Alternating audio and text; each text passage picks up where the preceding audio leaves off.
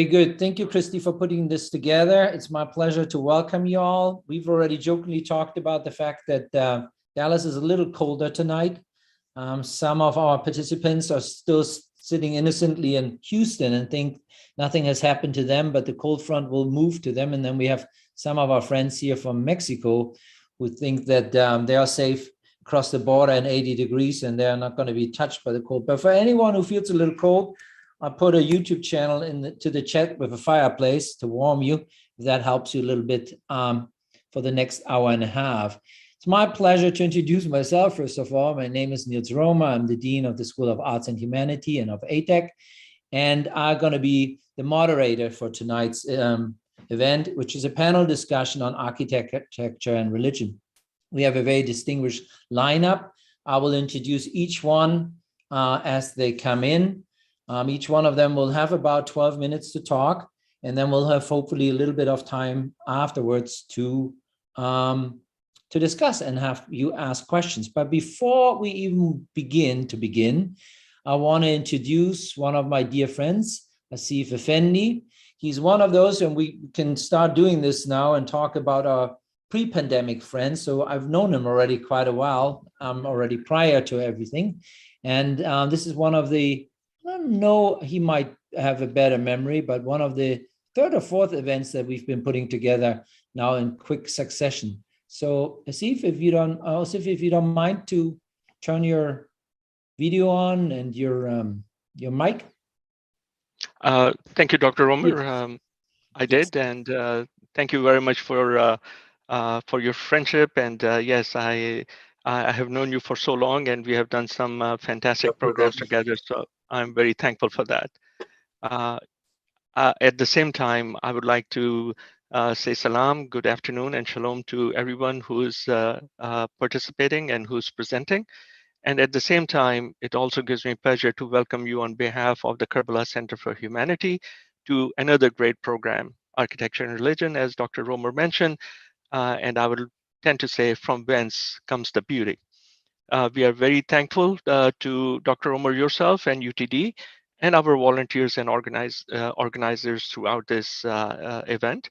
And at the same time, we are very appreciative of our esteemed panel displaying the vast diversiveness and resources. So thank you all for participating in this. Just as a note, the Karbala Center for Humanity is named after the Prince of Humanity, Hazrat Imam Hussain alayhi salam, who is eulogized both by Muslims and non-Muslims for his piety, his perseverance, his unbreakable will, his unshakable stand against oppression, and his ability to inspire the weak to stand for the rights. Our mission is to bring together like-minded people, institutions, and agencies that will work together with an overarching framework to pursue and reinforce positives and all-inclusive principles of freedom of thought and principles of justice and equality. So with that, thank you so much for giving me the opportunity, Dr. Roemer, and a couple of minutes, and back to you. Thank you. Thank you so much. I think, yes, this brings it back to me. So let me just quickly introduce our theme for tonight. As you know, our little flyer suggests, tonight is all about architecture and its critical role that it has played in various religious traditions. We, however, tonight want to have a bit of an opportunity to really look at this from a number of different religious traditions and not just from one particular perspective. Would be fair to assume that in a more narrow manner, we might just think of churches, synagogues, and mosques, but we will see that there's a lot more to it. And we also will understand that the ways in which one thinks about religious sacred spaces versus secular spaces might also vary greatly from one tradition to another. I speak quickly because there's a lot of erudite panelists following upon this, and I don't want to take too much time. So let me introduce our very first speaker, also one of my dear friends. Lucky to see you again tonight, Fernando. Dr. Fernando Rodriguez Miaja is his art historian who specializes in Mexican colonial art and culture. He has worked extensively as a consultant in numerous cultural projects. He has also actually taught at UT Dallas a couple of years ago, where our students were fortunate to have met him. But he also published probably the book with one of the best titles ever, at least in the English translation. It reads A Glimpse in the Night of Time, Life and Work of Diego de Borgraf. I mean, you can't do much better than with that title, I think. And we're really delighted for him to be here. He's also partnering up and is a fabulous host whenever you're invited by him. Right now, we're working with him very closely in Monterey, and we're looking forward again to seeing him actually quite soon, in the middle of February. So we, insofar as we can all travel. So Fernando, if you don't mind, Dr. Fernando Rodriguez Miaja, it's all yours. Thank you, Dean Roemer. I want to, first of all, see if you are looking at what you're supposed to be looking at. We are. We see everything. No, not everything. Don't see more than required. Anyway, first of all, my apologies. My screen name says Rocio del Mar for logistic reasons, but it should say Fernando, and it's me. So I want to thanks the institution first, University of Texas, Dallas, which I love a lot, and the Ackerman Center for Holocaust Studies, and Dean Roemer for inviting me, and Pedro Gonzalez for the coordination, and Dr. Miori for her help and organization, and all the team. And also, I should be able to show you the full screen, which I can't for some reason. Sorry that I'm very technologically stupid. But anyway, this is what I'm going to be talking about, as Dr. Roemer mentioned. And thank you for all the attendance. We got family members, we got companies, we got universities, we got very many cities, Dallas, Monterrey, even family in Japan. So thank you for making this possible. And I'm going to be showing you that religion and architecture is a perfect symbiosis for the Maya world. So first of all, I should say that the text that you will see, some of the texts are written in English, and I'm not going to be using any signs for the Maya Quiche language. But architecture and religion, in the case of the Mesoamerican cultures and the Mayas, are very, very important. I'm going to be describing Mesoamerica, religion, and Maya very shortly. So what is Mesoamerica?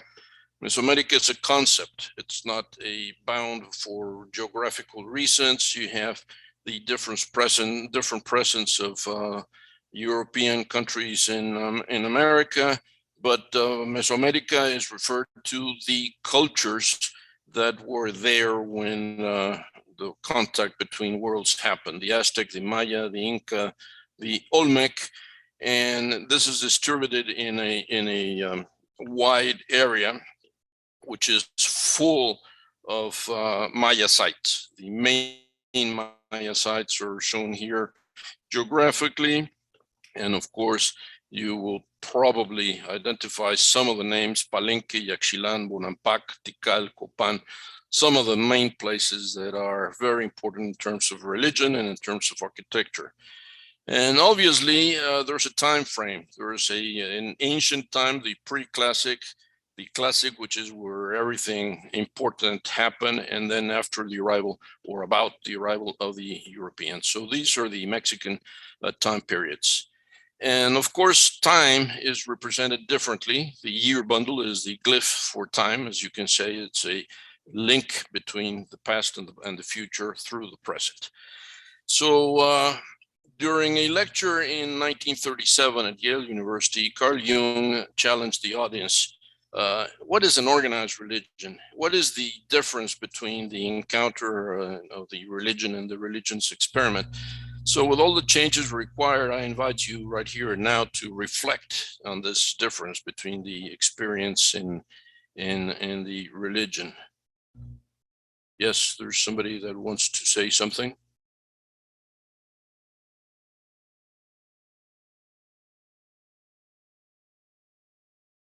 Should I continue or? I think if you don't mind, just continue for now in the interest of time, and then we bundle all questions after your presentation, okay? Okay, so I will just keep going. Tell you. Okay. The religion per se has difficulties because religion as a concept happened in the 18th century. It was a philological and a philosophical problem.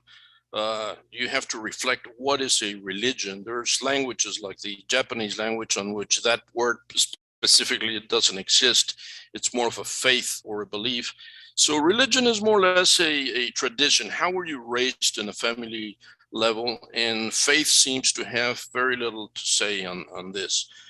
So there is an example here of the difficulties encountered. The Holy Ghost concept when the missionaries went to different places. How do you explain the Holy Ghost to somebody that hasn't seen a dove ever? So it's probably going to be as a seal. So the religion is a complex problem, and it is linked to the measurement of time. And the Maya, the Mesoamericans, had several calendars, and this is reflected on the way it was represented. So just a brief encounter with the gods.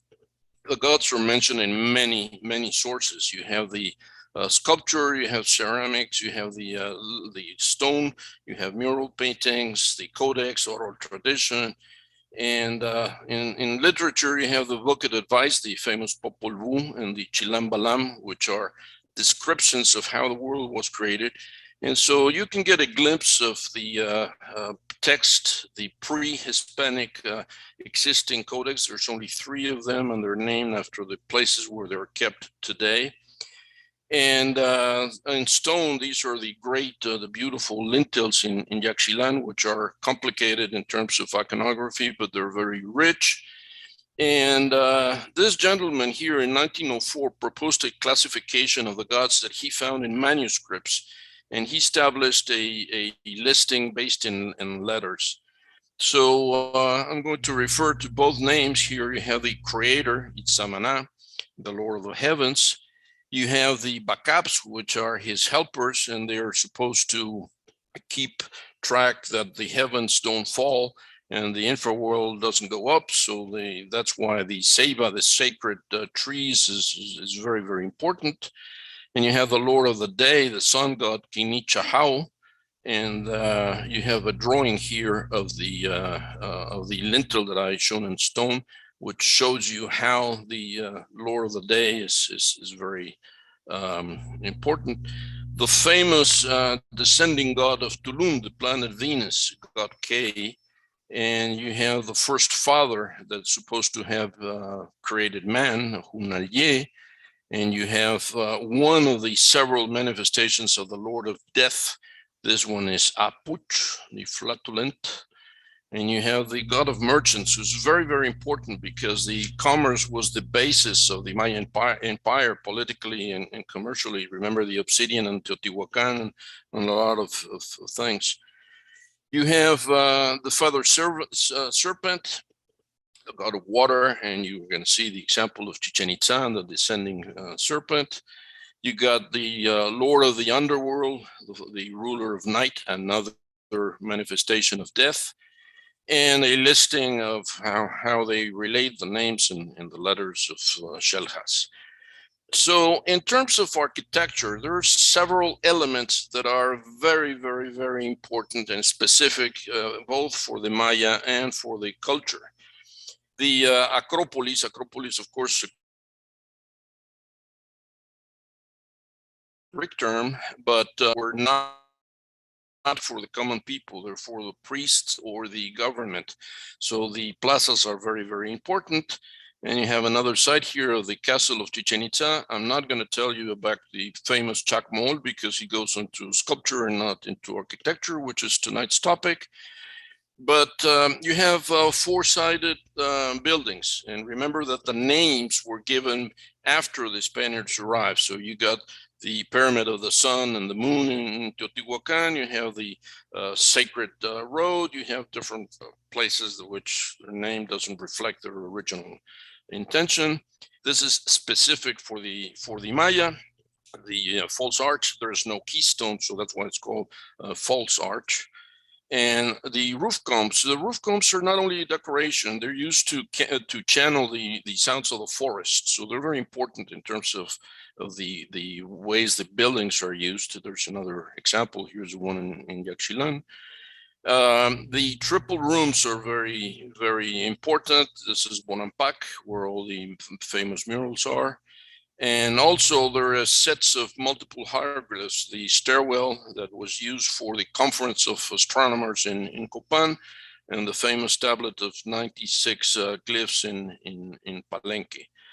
The ball courts have a very important aspect in all the rituals in Mesoamerica, not only the Maya area. And the mural of the feet, and I want to pay homage to Juan Yadeon, the archaeologist who discovered it by mere accident. He almost killed himself, but he discovered it very interestingly. And it was said that the Mayas did not have tombs until Alberto Ruz found that the Temple of the Inscriptions housed the famous tomb of Pacal, and that's his burial chamber. And this is Alberto Ruz coming out from the sarcophagus. That's the historical photograph. And another scholar that is very active studying the Maya is Mary Green Robertson, who also was contributed in the discovery of the Temple of the Red Queen in Palenque. Because all the cinnabar usage is very, very important nowadays. The platforms of the skulls are all over Mesoamerica as part of the architectural details that are there. The sacred rows, the sacbes, are very typical of the Maya area. And some of the pioneers, Dr. Thompson, who was responsible for the first studies in glyphs, and my teacher and friend, she published a lot in UT Press, and her work on the Maya verbs is very important. There are many others responsible for museums, collections in other parts of the world. So the archaeoastronomy, which is the mixture of how the remains arrived to us of those who looked at the sky. And the looking at the sky and the worshiping of the sun is very common in Mesoamerica in many, many cultures, in Teotihuacan and Monte Albán and many places. And he who knows is the definition of the priest. The astronomer is he who looks at the sky, at the stars. So that is part of a codex. And architecture and religion are blended. You have here the famous equinox spectacle of the feather serpent coming down the side of the pyramid. And looking at that, Dr. Poulston died when he was struck by lightning. So there's people that know, but also suffer accidents, unfortunately. And there are observation sites dedicated to astronomy, like in Chichen Itza.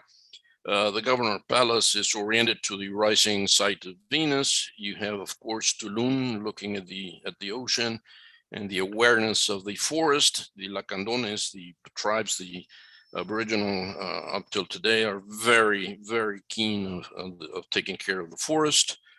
So just to show some examples of the presence of some of the gods in architecture, we have Tezcatlipoca, the smoking mirror.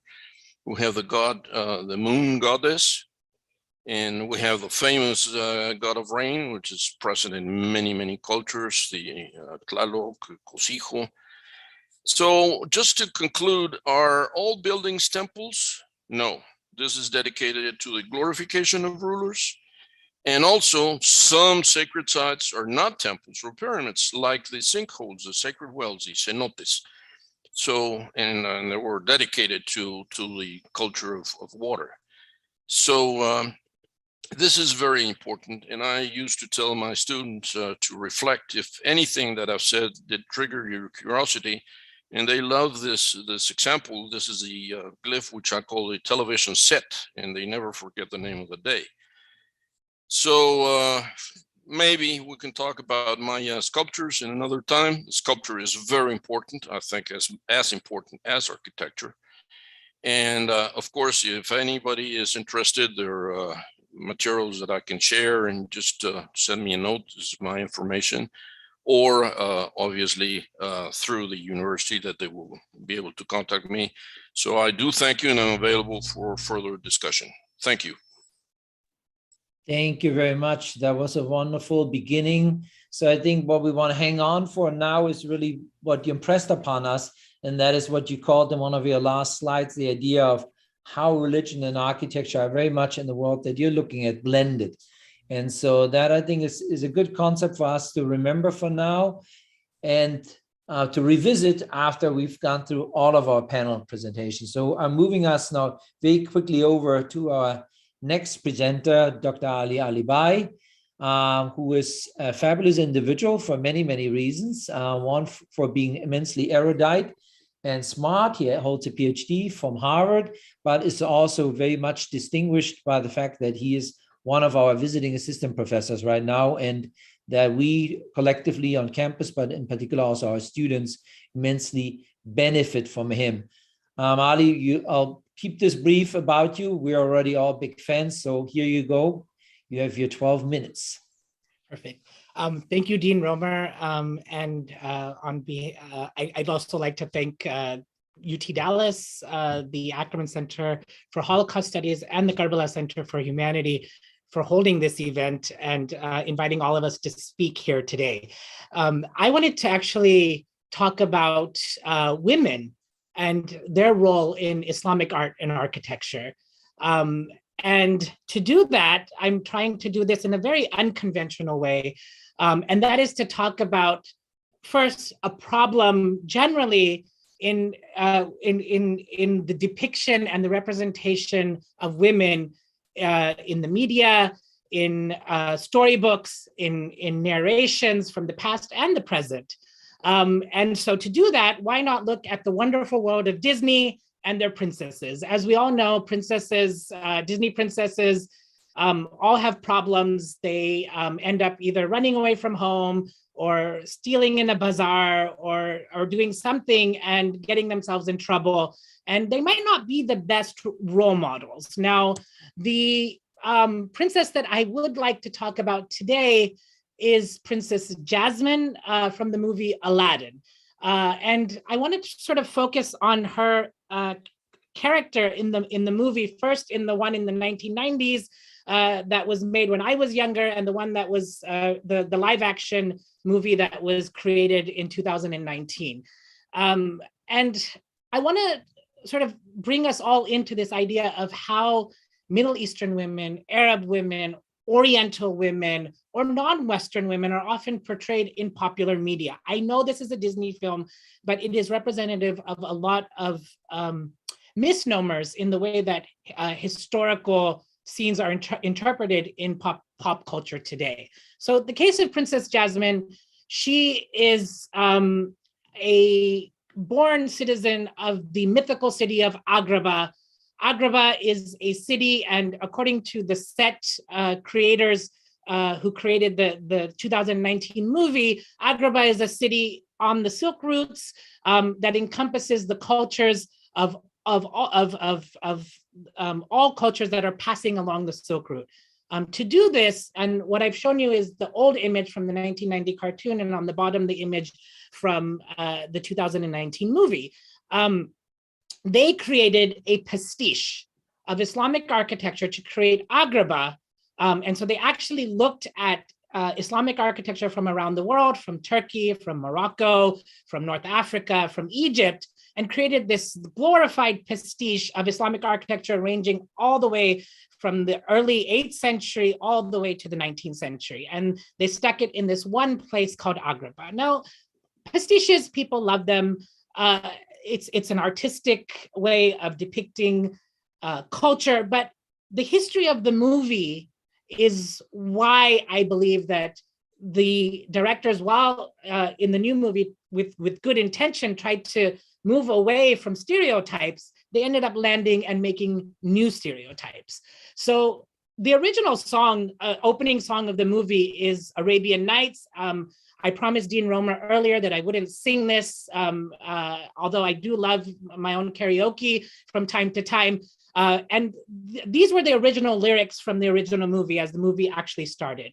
And I'm not going to read the whole thing, but it started off with, I come from a land, from a faraway place where the caravan camels roam.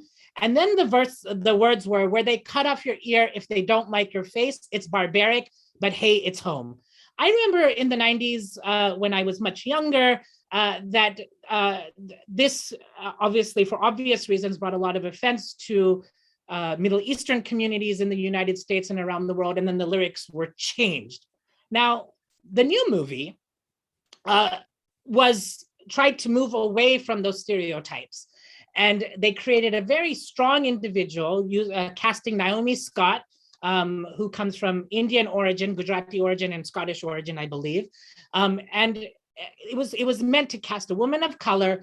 But then again, the overarching story of Princess Jasmine is that she grows up in the palace. She's a princess, but she doesn't have a voice. The patriarchy is taking her voice. She's suppressed to the extent that she has to get out and escape. And so they created a new song in that movie, which is a hit. And again, I promised everyone I wouldn't sing it tonight. But the chorus that you can see in the third paragraph in the bottom is, I won't be silenced, you can keep me quiet, won't tremble when you try it. All I know is I won't go speechless. So the theme then that emerges from this movie is that women often in this cultural setting are suppressed and they don't have their voice, and their voice needs to be found through their own agency, which is a sentiment that many women feel in many cultures around the world. So I don't tend to say that, okay, there's no meaning behind this. But what I wanted to talk about was I went through the entire movie while I was watching it, and I just could not close my eyes because of the pastiches that were all around. So this is actually a scene from Jasmine's private bedroom. This is her bed. And in the new movie, her mom is from a mythical land called Shehrabad, which was equivalent to what the scene directors thought is modern day South Asia or Pakistan. So the bedspread was made from Pakistan. And as I kind of focused in the film, my eyes drew to the headboard, which I recognized immediately because it's an external window of the Sidi Sayed Mosque built in the 16th century. It's a carved stone window grill from the mosque, and it was actually built by an Abyssinian Ethiopian origin soldier in Ahmedabad in the 16th century. But what you see in the movie is a decontextualization of the role of women in these cultures, the actual architectural pieces from the cultures, and in the creation of this very wonderful pastiche. But because of the lack of context, all of these things are displaced. So why is that important? Why is this point important? And when I pointed out the bed frame, that was the point where my wife basically told me to be quiet and just watch the rest of the movie and stop critiquing. I couldn't turn my head off at that moment. But the story of Aladdin actually stems from the Arabian Nights, which was a translation into English from a French translation of the Alf Layla wa Layla, or the 1001 Nights, which actually is a tale from the medieval Islamic world, but these English translations had extra stories added to them, including Aladdin. And Richard Burton, who translated in English in the 19th century, actually hypersexualized many of the situations, and that led to the objectifying of the women. It sort of created an imagination of how women were in these spaces. That idea is obviously coupled by Orientalism, which Orientalism is a concept of dividing the world into East and West, and looking at women in the East and the Orient itself as weak, as feeble, as feminine, as mystical, as magical. And it sort of stuck in the minds of Europeans and even European scholarship in descriptions of the East.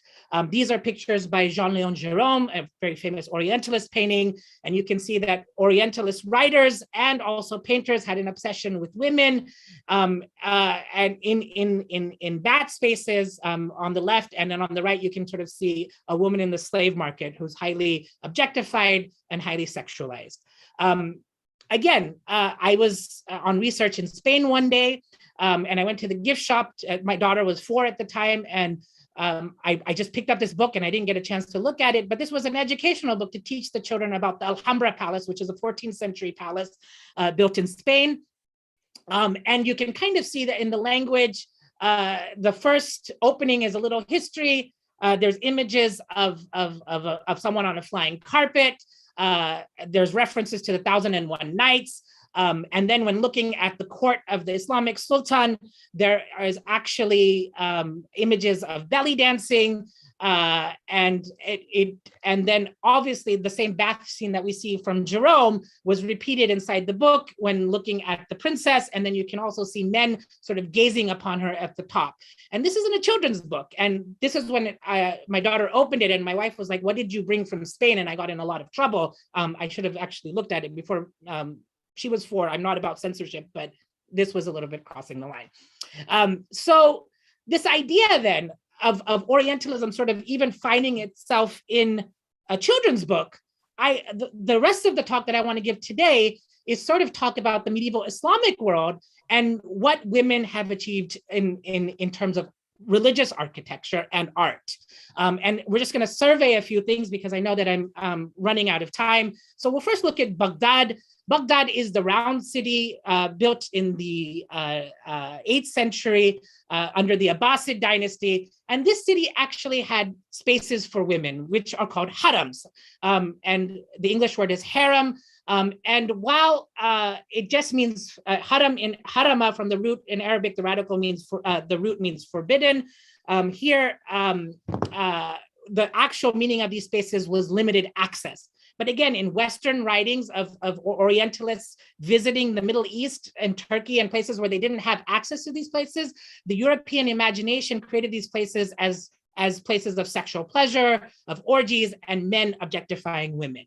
But what did the women in these spaces actually do? So the first thing I'm going to show you is a coin. This was actually minted in by the order of Zubaydah, who was a queen of the Abbasid dynasty in the 8th and 9th century. She minted this coin under her order. And so this shows that women had the authority to commission items. If we move more across Saudi Arabia, this same Queen Zubaydah built hydraulic structures of water across, and she built a highway from Baghdad to Mecca, for the pilgrimage route and this is of her roadway where you can see the volcanic stone has been moved aside. And along the way, she built hydraulic structures such as this cistern and this other cistern here. If we move over here to North Africa, we also have examples of women being the patrons of Qur'ans. This is an early 10th century Qur'an made by a freed slave woman named Fadl from the Aghlabid dynasty. We can talk more about in questions, but it was a volume of 30 different sections of the Quran, and in each section she wrote a dedicatory inscription saying that she wrote it in her hand. She might have not written the whole Quran in her hand, but this is definite that she wrote this script in her hand and she dedicated each of these to mosques. This one was also made by a nursemaid in the 11th century. And it was another Quran similar, split into 30. And so think about it, the Quran is 6,000 verses. This is only about 12 words on a bifolio. So these magnificent works of art were also created. We have an example of a queen in Yemen, Queen Arwa, who was the regent of the area, and she lived for 90 years. She had independent rule for 45 of those years. And this is her mosque built in Jibla. And finally, I want to end with, this is a plaque from the 10th century from Cordoba. And this is also from a slave woman in the court who rose up in the ranks. She also ordered the construction of a minaret and a gallery adjacent to a mosque, which is no longer extant today. But these examples, what I wanted to sort of end with is that women and their religious piety to construct and create and make religious art in the Islamic world wasn't an anomaly. It was actually the norm throughout the entire region. I am now over my time, so I will end there. Thank you so much for this brief introduction and survey of the role of women, the quite common and quite normal role of women in medieval Islamic architecture.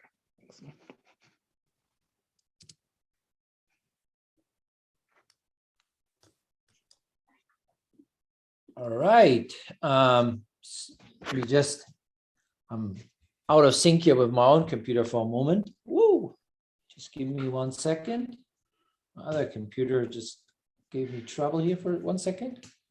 Okay, here we are again. So thank you so much for that wonderful presentation. So here we have a very different idea. We just learned about the kind of a blending of religion and architecture in our first talk, which were embedded in particular spaces. Whereas I think you made a very powerful case for how, in many ways, those architectural structures are really not just voided of their original meaning if they're dislocated and kind of put into these, what you call pastiches, but how they're then really can be utilized for any kind of orientalizing mission and are just kind of devoid of their own original meaning, but now put on display actually to advance an altogether different presentation, in this particular case, the issue of women. And then you made a very convincing case, obviously, in your second half to argue against this misrepresentation. But the idea of there being a relationship between religion, architecture, and specific location, I think that's a really powerful one, and that in lots of ways that meaning gets untied the moment one starts disassembling this and removing it or dislocating it. So that's maybe a good way to keep shorthanded notes on the two talks thus far so that we can kind of get back together. But now it's my great pleasure to introduce our third speaker, Dr. Zufiqar Ali, who was born in Pakistan and now resides, however, in Texas. He has a very illustrious career. Zulfiqar Ali is a founding board member of Islamic Arts Society, but his training is actually that of a mechanical engineer. He will show us a very particular form of calligraphy that is a form of meditation. So the very thing that, that reduces, so to speak, scale onto the smallest of elements, which we've seen already in our previous presentation, that architecture, so to speak, can kind of scale down into the most minute representations, as we've seen in the first representation of the Mayan cultures, in almost miniature inscriptions onto pages of the Quran. And now I think we're going to follow with that line of investigation a little bit further. Dr. Zufiqar Ali, if you are ready to turn on your video and your audio, we're already here for you to listen and learn from you. Well, thank you very much. It was very nice listening to Dr. Alibai. I had a pleasure of meeting with him. He came to our Islamic Art Festival. Again, as you mentioned, we founded Islamic Arts Society about 8 years ago, and we have, every year we have a festival. The last festival, we have more than 6,000 people came to that festival from all walks of life, from all the religions. And we also had a Professor Ali Alibai from Harvard coming to visit. That was our first time, so it was a great honor for us. Today my talk, let me share my screen.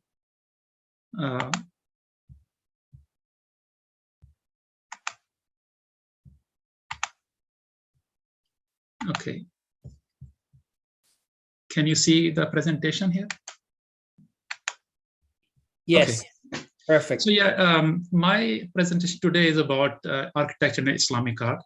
And I had the pleasure to, learn some calligraphy. And when I was between high school and university, so I learned at that time, and we were very lucky to come in Texas. And here we started Islamic Arts Society. I know it's the largest society of its kind. So just a quick overview for you. On the left side, the mihrab you see is actually here in Houston. It's a part of the Methodist Hospital. And on the right side, I will explain a little bit more. This is a museum of future in Dubai. And my perspective is actually from calligraphy. And whenever I go see different places, I see the calligraphy, and it's very interesting. So here is about architecture and Islamic art. On the left side, the picture that you see is Taj Mahal. And again, this masjid here in Methodist Hospital. And this is from Dubai. As you can see, all these, calligraphy, which is Solus calligraphy. Those are windows. Actually, it's quite a big building. So it's a amazing combination of art, architecture, and construction. And all those are actually the windows that people will be able to see from outside. And the void in between shows that we are always learning, and there is a lot of knowledge that need to be discovered. So that's the main purpose of this one. Again, Islamic art is not a specific in a time. It's spans over 1400 years, and it has many places and religions and cultures also. So as you see that Islamic art is not only architecture but calligraphy, painting, glass, ceramics, tiles, textiles, and tiles and everything. Now coming to calligraphy and architectural element, that's a very interesting part because they merge together when it comes to building, beautiful designs of building. So on the left side, as you can see, it's difficult to read from here, but this all calligraphy. And on this side too. Interesting thing is this, Dr. Alibai was presenting, and he showed some of the pictures from Kufic styles, which is early Kufic, and then he showed some example of Eastern Kufi style. So these are different styles, and once you know that, you pretty much by looking at a building, you can tell what era it is and what region it is, because calligraphy actually, just like it transcends like architecture, when it goes from one place to other place, it takes the impact of the local culture and local conditions. So for example, this one, Muhakkik, is a very famous style. Muhakkik means people who do research. So this was for them and one of the most beautiful design. And then the Naskh came, which was after, earlier were Kufic, but then after that Naskh came. From Naskh, it became Sulus. And when it came to Persia and Mughal Empire, they started doing Nastaliq. And the idea was that any Quranic inscriptions were usually in Sulus and Naskh, but if you're doing art and poetry, all those famous books from Gulistan-e-Saadi, all those poetry, they were written in Nastaliq. And then this one is Diwani. Diwani is actually in 17th century, 16th century. It became very popular in Ottoman Empire. And the reason is that it's difficult to write and difficult to read, because this is basically one dot and this is two dots here. So the idea was that nobody, when emperor is sending some information to people at the fronts, war fronts, they didn't want it to read people to read those letters. So that's why this Diwani style came into picture. And this is Rika. This is like a daily basis when people write in Middle East newspaper and all of that. So Rika is used. Now, my expertise in Nastaliq, it's very hard to learn any of these styles. It takes a lot of time and a lot of practice to learn this one. So I'm just focusing on this one, Nastaliq.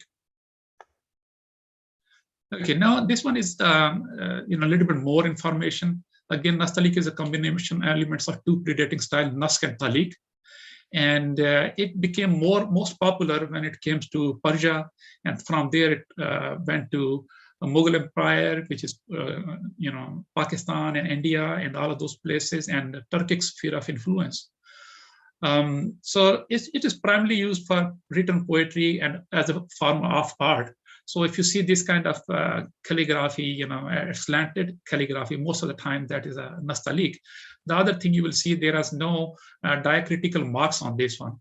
So I noticed a similar stuff when Dr. Alibai was showing his presentation, that Kufi doesn't have many of the diacritical mark on it too. Again, this is from our latest Islamic Art Festival, which happened on December 11 and 12.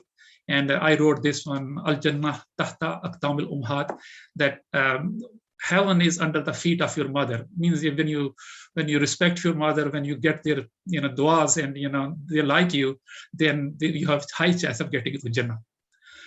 This is from Sam Houston State University. Man Jadda Wajada is basically when you work hard, you succeed. And this is one of the tools from old times. Today, actually, I will also show some of my calligraphy. I hope I don't have technical difficulties. The idea is that I will show you how traditional tools were used and now current tools that are easily available in Hobby Lobby, Michaels, and those places. So it's basically, again, just like architecture is modifying with the time, new tools are coming, and we're pushing the limits of the architecture and calligraphy both. So before I go on I won't take much time on this one. I'll let Dr. Walji, go after me. But I can start doing some calligraphy in the meantime. I have this paper, and I will write one of the dua, one of the prayers that I will explain. But for the maybe 10 seconds, I will just set it up, this overhead. The idea was that I will come to Dallas and meet you all guys and also do the live calligraphy, but maybe I can do something just to add some, live, performing arts kind of stuff. So I will go on the other overhead projector just quickly, and I will stop sharing first, and then maybe start the video so that I can come to the link overhead link. Can you hear me, everybody? Okay, great. Yes, we hear you really well. All right. So I have my calligraphy. Start. Just bear with me. We are all with you.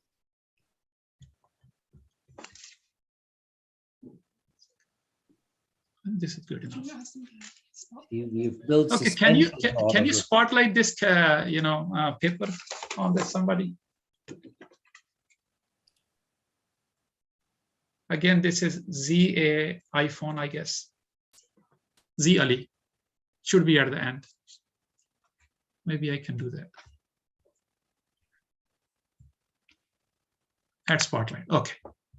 Now, can you see this? Yeah. Okay, so what I will do is I will let it to the moderator. I can start writing one dua, and then if you guys want to continue, and I can show at the end, or I can quickly do this composition in front of you.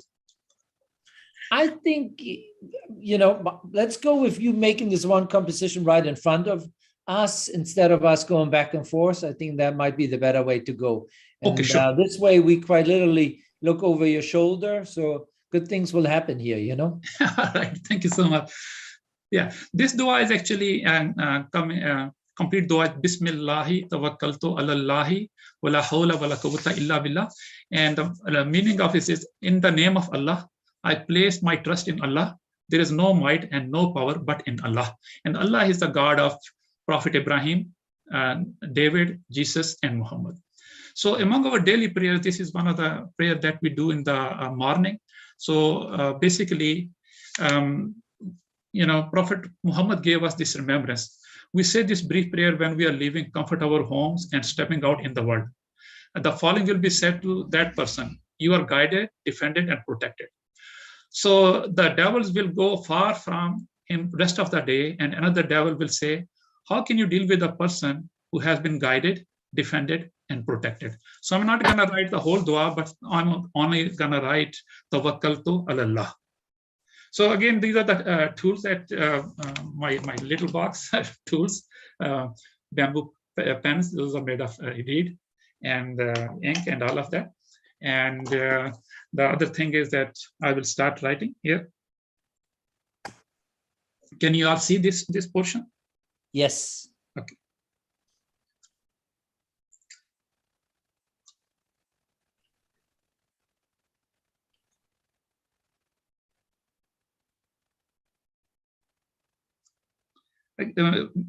Calligraphy is meditation for me, because when I do it, I get totally zoned out, and my mind focuses on one place, and all the monkey stops jumping.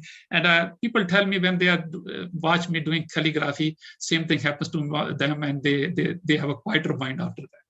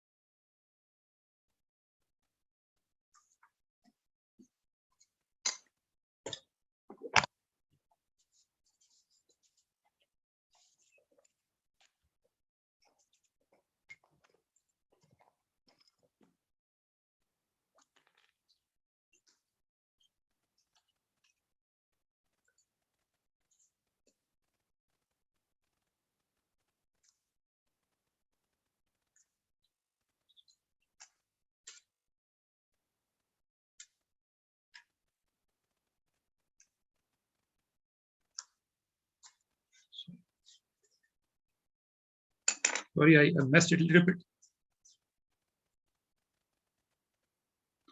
So again, this is a dua, and then we write. The signature comes on the left side.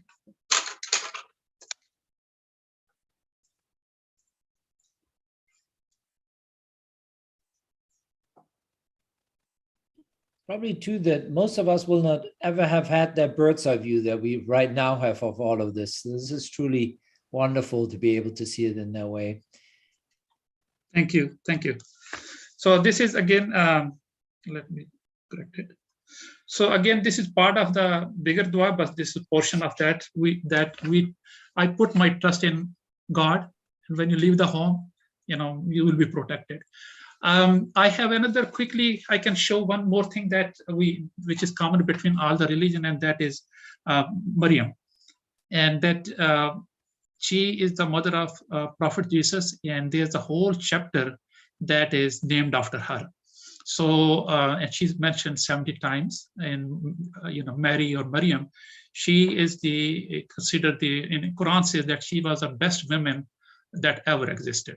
So what I will do is I will let Dr. Walji go from there, but I will still write that name so that I can show at the end.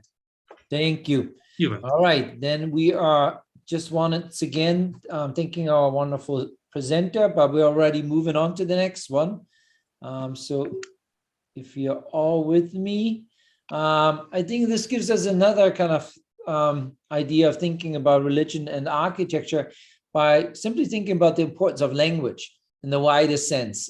Here in this case, inscriptions, calligraphy, earlier in our very first presentations, maybe slightly more symbolic, but nonetheless in the form of a language. So architecture, language, place, religion, religiosity. We have quite a few of interesting ideas already floating around. So let's make it more complicated by bringing one more voice to the table. We're really fortunate to have tonight again amongst them Dr. Hasnain Walji. Hasnain Walji is an educator, historian, filmmaker who has written no less than over 26 books on nutrition and natural medicine and all kinds of other things. He himself was born in Tanzania, is of Indian ancestry, educated in the UK, and is active in numerous organizations and serves right now as executive director of a United Global Initiative, an international NGO with a focus on women empowerment and children's health. He's passionate about all kinds of issues, interfaith, interfaith, understanding in the world, and anything that contributes toward making our world a better place. So please join me in welcoming our last very distinguished speaker, Dr. Hasnain Walji. Thank you for joining us. Thank you, Dr. Roemer, and thank you for that opportunity. I'm hoping that the technology will work with me here so I can go ahead and get my presentation up. Can you see my screen okay? Yeah, perfect. Great. Okay, perfect.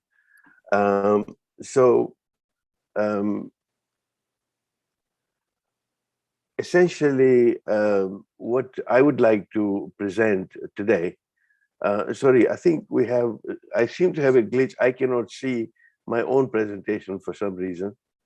So I'm going to go back and do a share again. Yeah, do the share again. It was there and now it's not there. It's yes. Let's try to do this one more time. Now. Yes, it has returned. It's not very good if you cannot see your own presentation. Thank you, Dr. Roemer, once again, and my fellow panelists and Asif Effendi for this opportunity. I'll go straight to the point in terms of the time that we have, and I know how strict Dr. Roemer is in terms of the 12 minutes. By the way, if I were to show some demonstration, would I get an extra 3 or 4 minutes, Dr. Roemer? Never mind. I think let's go for the 12 and then we can blend it into our discussion. How about that? Wonderful, wonderful. Well, I think Dr. Zulfiqar gave us, a good inkling into the role of calligraphy, and that extends, beyond just pen and paper. And architecture is one field which has really benefited from calligraphy. And there is a big sort of discussion on that. I won't go into that. My task today is to look at the spiritual aspect of architecture, be it any kind of religious, any sacred space, and the spirituality of it. Because when we look at architecture without the spiritual dimension, I remember I used to have these mints in the UK when I lived there. These were called polo mints. These were little mints with a hole inside.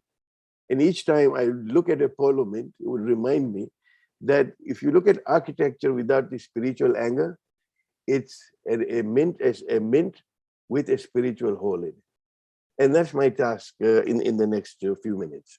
So if I was asked to introduce Islam to an audience who was unfamiliar with the civilization or the religion, I would not go to the translation of the Quran, nor a book of Islamic law, theology, or philosophy. Rather, I would recommend listening to a beautiful untranslated recitation of the Quran in the melodious Arabic mode, or contemplating an illuminated Ottoman manuscript with beautiful calligraphy, be it Thuluth, Kufic, and all that, or marveling at the Isfahan Sheikh Lutfullah Mosque or the Ibn Tulun Mosque, or reading the poetry of Hafiz or Amir Khusro, because this is where the whole idea is that these masterpieces of Islamic civilization communicate the beauty and the truth of its revelation and the profound directness with which we are able to speak about the great faith of Islam. And one can actually apply that for any great faith tradition, that it is the arts and the architecture that speaks directly to those who are not familiar with it. So to many of us, this idea of the silent theology of Islamic art can actually speak much more profoundly and clearly than probably the most dazzling treatise. And the beauty can be more evident and persuasive than the strongest theological argument. And that really is something that I would like to present. As we can see here, the integration of architecture and calligraphy, because the Quran was scripted in Arabic, and the spiritual influence led to the scribes wanting to write the verses of the Quran onto the walls, and it then gradually translated onto architecture. For example, when we look at the transformation of Hagia Sophia, where when visual images were forbidden, calligraphy replaced it. And here is the result of calligraphy replacing, the human form, which was, forbidden as far as the Islamic theology was concerned. So when you look at this, and I just want you to kind of breathe in this experience of this person walking through these arches, walking towards this minaret, that the beauty of the Islamic art, attracts love, both human and divine. Just strolling through the beautiful mosque of Isfahan, and I've done that, or the mosque of Istanbul, one cannot help but feel kind of loved and feel the love of the beloved, regardless of the circumstances, outside. That gentle presence of beauty and love causes what we call in Arabic sakina, that peace of mind, the deep peace engendered by the awareness of the presence of the Almighty. And just as Dr. Zulfiqar mentioned, that you get into this zone by mere writing of calligraphy, the same feeling comes across when you truly imbibe the beautiful mosques that we have. By the way, that was the Masjid Sultan Qaboos Mosque in Oman, which I also visited recently. So quickly to define that for architecture, the first is the utilitarian dimension of a building, that anything has to be designed to facilitate a purpose for which it's built. A mosque is for prayers, a church is for worship, and so on and so forth. The second one is the aesthetic dimension, because Allah is beautiful. He likes everything beautiful. We hear this in the Quran, we hear this in the scriptures and the hadiths. The third dimension really is what I want to talk about. And the third dimension is the spiritual significance. If we only had the utilitarian or the aesthetic dimension, we would be missing out on a major dimension in terms of what Islamic architecture and the art is. So here, I'm going to very quickly focus on three things and the spiritual significance of this. Each mosque has a minaret, as we know. Each mosque has a niche, what we call the mihrab, where the prayer leader actually stands to lead the prayers.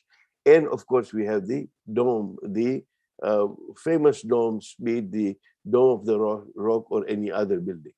What we see here really is the magnificent dome here. And imagine, I want you to be with me, to observe and feel this canopy above the earth, the tent that guards the earth and the worshipper, a symbol of the heavens, the celestial presentation of the heavenly constellations, as we heard from the previous speakers, of the glory of a civilization, and in this case, the glorification of the Almighty. So alongside the minaret, this dome, any dome, has come to represent mosques throughout the world. The dome was not a Muslim invention, but it was certainly popularized and spread by the expansion of Islam.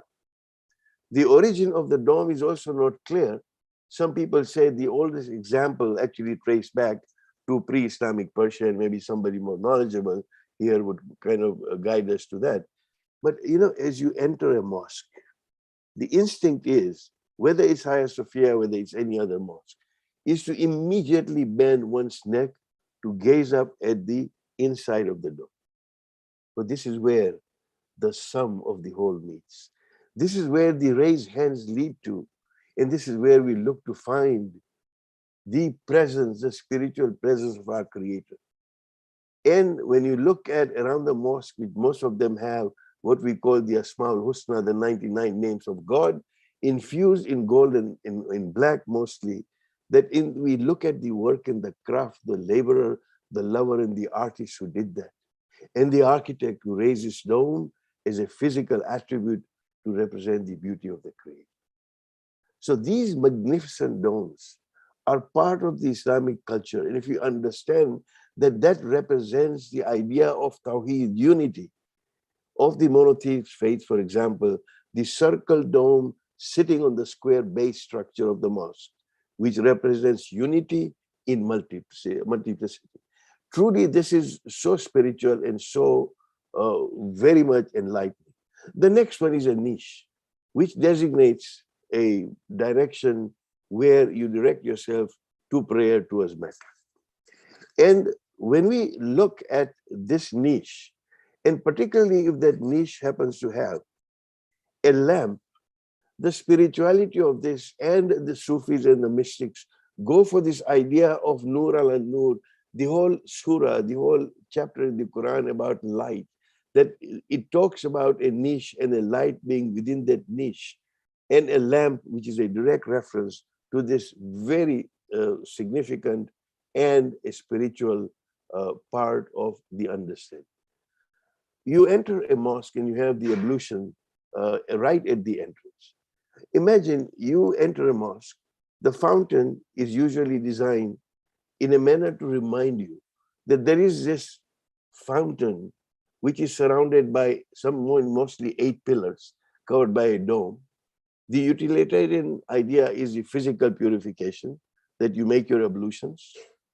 The spiritual really is representing the 8 gates of paradise, that as you go through this particular dome and this ablution place, that you actually enter into the hereafter, stepping into the mosque, expecting as to what one is able to have when you enter the mosque. It's really that spiritual journey that one takes at every step, and every piece of architecture really is designed for something. And I will end on this, on the ascension. The whole idea is that the minaret is the ascension of the spirit. A clear example of the spiritual existence of the architectural elements. It shoots from the ground level to the sky, and anything that actually does that is an indication of the ascension, and the ascension of the human being to actually go from wherever that person is towards the spiritual high. And the very architecture and the design of the traditional minarets was that you enter the minaret from its base, from the door at the ground level, and you usually find it's very dark. And then you start to go up the staircase, and you find that the first level you get to, you may get some light from an indirect source, and you'll get little light as you go higher, it'll get little lighter, and finally, when you right up at the top of that minaret, which is utilitarianly, it is to call for the call of prayers, but truly this is the ascension of the spirit, as to get that you start getting more and more light and more in terms of what you're able to do. So when you stand at the ground level, you can see as far as the next building. If you go to the first level, you can see further. If you go to the next level, you actually see all the way to the horizon. It really is that ascension of illumination where one is able to perceive that spirituality. And that truly is a meaning of bringing in the spiritual aspect of Islamic architecture. Let me end this with a wine, and well within my time, that I have a lament to make. And that lament is that architecture has been understood as a cultural and aesthetic discipline expressed through bricks and mortar. It's beyond bricks and mortar.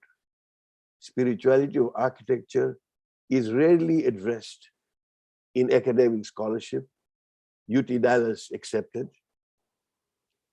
But this is a track, perhaps, that UTD can take up with the Karbala Center of Humanity, that one can pursue more and more of these where we understand the spiritual significance of the architecture in faith traditions, that these are far more than just bricks and mortar. Thank you so much, Dr. Roemer, and all of you for listening to me so patiently. And I am well within my time, Dr. Roemer. Thank you. You are. Thank you so much. I think we're just switching out of the spotlights now so that we all equally are present here. Just maybe as a way of wrapping together our various talks, I mean, one of the other thoughts that just occurred to me is that I think early on in his presentation, Fernando talked about how the religion is really part of chronology and time. And that in lots of ways, when you think about the architectural structures that you just presented to us, it struck me that the mosques in a lot of ways also derive some of that spiritual aspect that you are emphasizing from following a very clear daily chronology. In lots of ways, it operates on a daily schedule, which also draws in particular ways, lights, just like many of your images have done. So I think that's also another feature of very much the very first examples that Fernando introduced us, that the architecture that we are interested in derives also some of the meaning through the ways in which it draws in the widest sense nature, wind, light, darkness, the celestial bodies, and whatever else you want to have into it itself. And I think it does that possibly more effectively in the case now of a mosque, because a mosque operates on a very tight time schedule, morning prayers and so on and so forth. So I think there's, in other words, an aspect that comes to it from the outside, something that architecture historians of Gothic churches have always noticed, not just the sheer size, but the light that was brought in. And that in lots of ways, it was the funnel, so to speak, that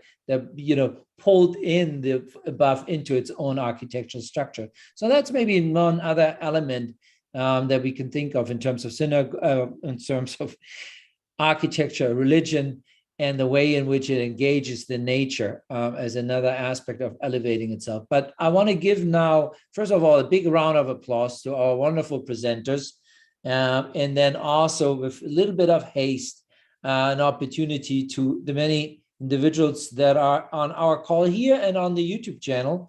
I heard that you guys have quite a following between the two different chambers, so to speak, that we have going tonight, which is wonderful. So let's open up the floor to questions. And I will ask maybe, Christy, if you don't mind, otherwise help me if I missed anything earlier in the chat. Let's open up the floors to any comments. There's obviously already a lot of applause coming. Things like fascinating and fabulous come to mind that I can read right here. That's indeed also my sense. But let's see, while our floor is getting ready, do you guys want to have any comments for each other? You're also allowed to talk to each other. I'll make that, open that up as well. Short comments to each other or questions? Fernando, you want to start the reign? Yes, you go. I want to congratulate the other panelists. It's fascinating because the wrap up of culture in the widest sense is very important. Writing, architectural, lighting, the ways to see a culture. I think the architecture is just only one means of doing it. So the fascinating way that the other speakers have presented, I wanted to say it's very clear and very important. Thank you. Thank you. Let me just grab one from because in lots of ways from our chat channel, how, think initially maybe about the Mayan context, can we think about God in terms of the architecture? But by all means, I think we can also invite that to the other panelists. So more generally, God or the divine, how do we think about that otherness of that transcendence in terms of it's the architecture that we discussed. Okay, I may have put too many words into this all at once, but it was initially more specifically directed at the question about the Mayan context. How can we think about God in that world?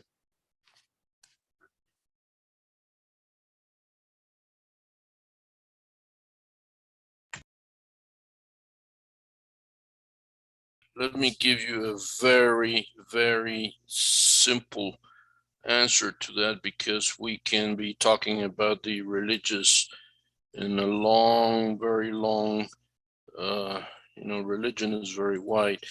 But in terms of, can you hear me at least? Yeah, every word. Okay, because I don't see you. I've missed something. No, Something we're all happened. here. We haven't moved. Well, I missed you for some reason. Okay, you want to hear about the religion, or you want to hear about the gods? Which one do you want me God. This to was address? more specifically, about how to think about God or the gods in the context of the Mayan architecture that you shared with us. Okay, well, it's a very complex phenomenon, because the concept of God in a religion is what? A creator God, the one that's related that's reflected on texts. Are you talking about a one God or many gods? It's there is an issue here of myth and religion. What Mircea Eliade was studying all his life, and saying, well, a God is a supernatural power that takes care of the cosmic order. And that is one definition. But cosmic order means the relationship to human beings. And that means that's an interpretation problem, because the gods take care of us, but how do we understand the presence of gods? So if we have a drought, are we saying that the God of water is not taking care of us? So the fact that God is an interpretation by humans, this is very wide. Some people say that there are 13 main gods in the Maya culture, and some say, well, this is just a symbolic number. No, maybe it's not 13; it's only 9. And the Pantheon of Gods, you see the register of the alphabet and the names of the gods. There are 80 some. So are we talking about one creator God and he has helpers, or we're talking about it's a very complicated issue? I think we're getting that. Let me just maybe move on, if you don't mind, and just remind all my learned friends that we try to be short in our answers, because there are a couple of interesting questions coming in now. So we have one still coming in for Dr. Alibai. Can you think of any other women you might describe? I mean, the example is you have women in early modern courts as agents of diplomacy, gift giving. Can you, think about any other examples that you could share with us? Most definitely. Thank you, Harper, for that question. Harper is a student from the Edith O'Donnell Institute of Art History. You want the cliff notes to the classes, huh? Yeah, one of our best. But that's a great question, and I think I'll answer it with one of the examples that I actually gave of Queen Urwa from Yemen. So at the time in the 11th century, Yemen has political ties with Fatimid Egypt down to the south, and so there's a connection between Egypt, which is ruled by the Fatimid dynasty, and the Sulayhids, which is ruled by Queen Urwa for the longest time. She's a co-ruler, and then when her husband dies, she becomes the sole ruler for over 40 years. As I said, during that 40 years, she has to maintain ties with Egypt, and she does this by some of the elements in the architecture of her mosques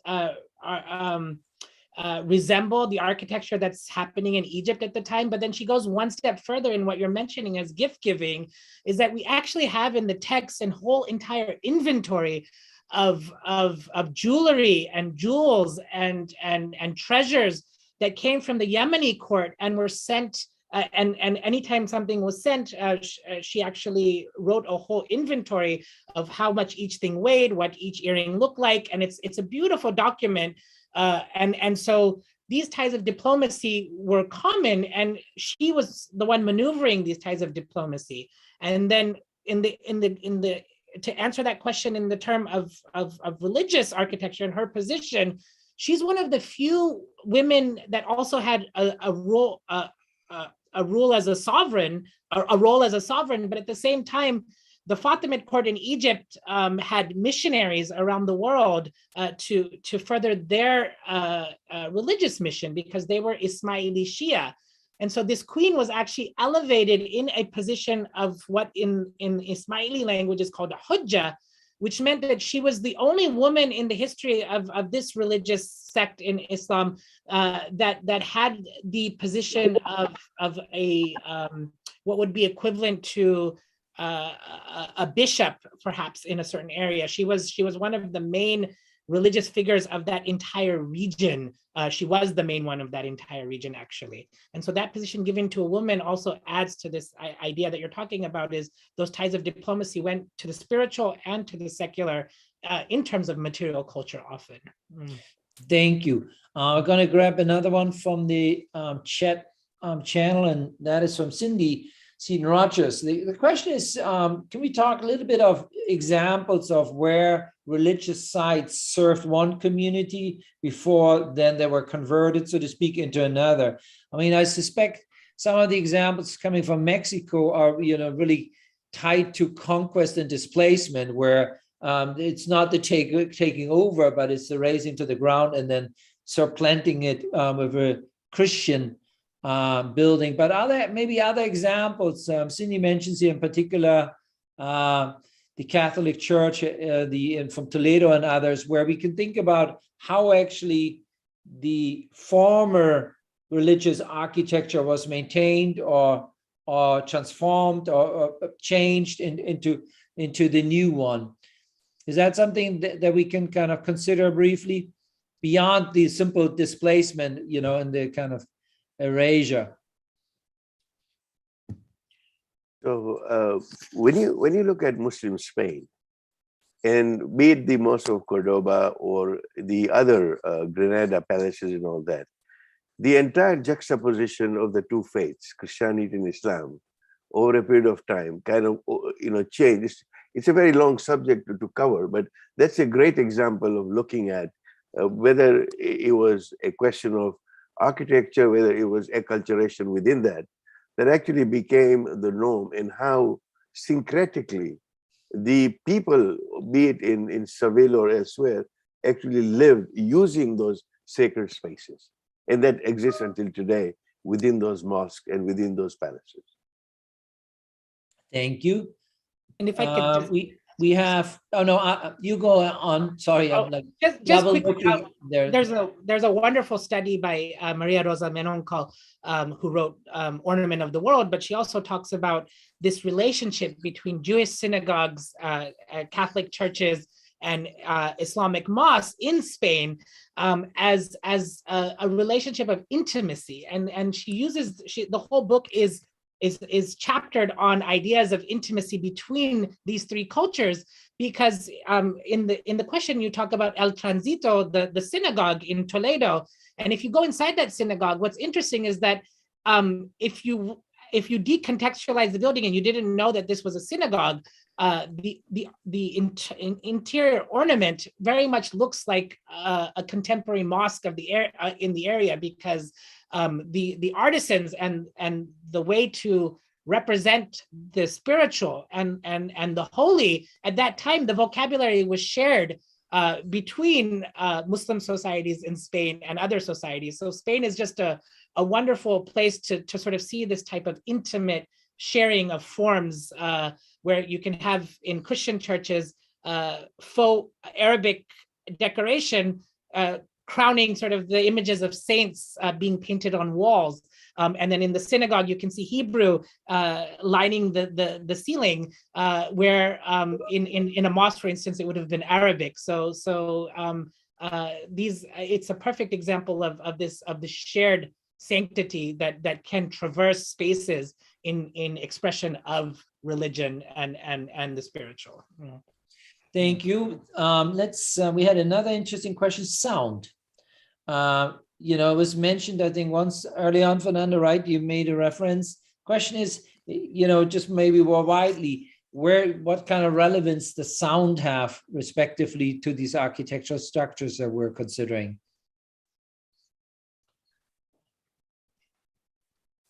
Sound is part of the spirituality.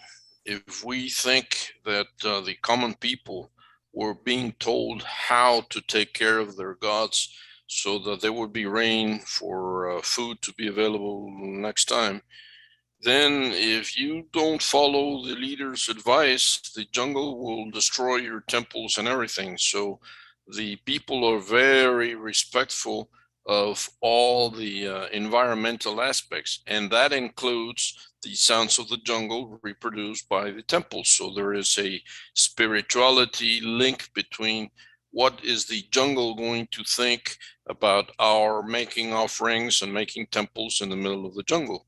So it's an issue of spirituality. And you go. In Islamic culture, what is very interesting is that sound often becomes a marker for demarcation of the spiritual. And what I mean by this is early Arabs pre-Islamic, they had this idea of protected enclosures, of spaces that were considered protected, and the idea of the harem space, and in Arabic it's also called the hima. This idea often sprouted by, and the way that they would do that is that they would have a man yell, and as far as his voice would go, could be heard, that would be the demarcation of the space. Often it was done with a dog's bark. Now, as sort of Islamic culture pervades the Middle East, and Islam becomes the norm of the public sphere, what we see in the medieval period, especially in places like Spain, where you have cultures that are either living side by side or often in direct conflict with each other, is this idea that the sound and spiritual sound actually demarcates the area. And what I mean by that is that the spiritual sound is, as Dr. Welji pointed out, is that the minaret was sort of, the functional use was to see how far the sound would carry. Often when you have Muslim rulers, they would outlaw bells and sort of the sound of the bell would not really be allowed to publicly be resounded in Islamic lands. And then when you see Spain and cities switching from Islamic to Christian, not back to, but to Christian, then often you'll see that the adhan is limited. And so this idea of the demarcation of the soundscape, and the soundscape matching the identity of the dominant culture or religion, is also something that we see within the historical text, and also comes in line with what material culture is produced. The book I'm writing is actually on mosque lamps in Morocco that were made from Christian bells brought up from Spain, carried over the Mediterranean, and not destroyed, but actually kept intact, but illuminated in what is the conversion of holy sound to holy light from one culture to another. So this translation is very well defined through this idea of sound and demarcation, and how the soundscape reflects the dominant religious identity of a certain space or location.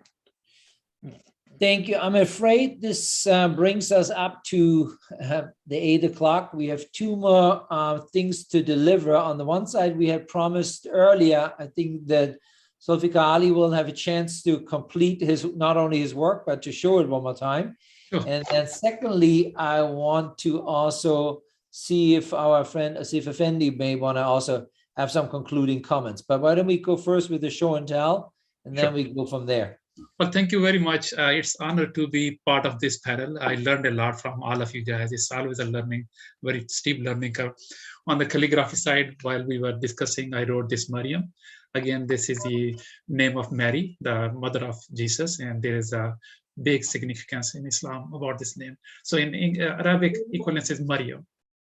And again, the tools are just like architecture. We have using new and newer tools. Again, this one I use something from I found at Michael's to write this one. I don't need a column and pen and all of those inks. Beautiful. Thank you so much. Thanks a lot. Thank you. Then yes, I think I see Asif. Do you want to say like a few concluding comments? Just join me in Dr. congratulating Roemer, all. no, absolutely. A person with attention deficit has not sat through hour and a half just listening to this fantastic presentation. I was so mesmerized through this whole thing. Thank you all. Thank you, Dr. Roemer. Thank you, Dr. Holly, and everyone for this great program. So I appreciate all your help and support. Same here. The last thing that I'm going to say to everyone, at least if you are somewhere in Texas, keep warm. Make sure that you have your candles close by and whatever else you need. And, we do love to see you all on Zoom, but I do look forward to the times when we can meet more again in person. And between now and then, just keep safe and be in touch with us. Good evening and goodbye, everyone. All right. Right.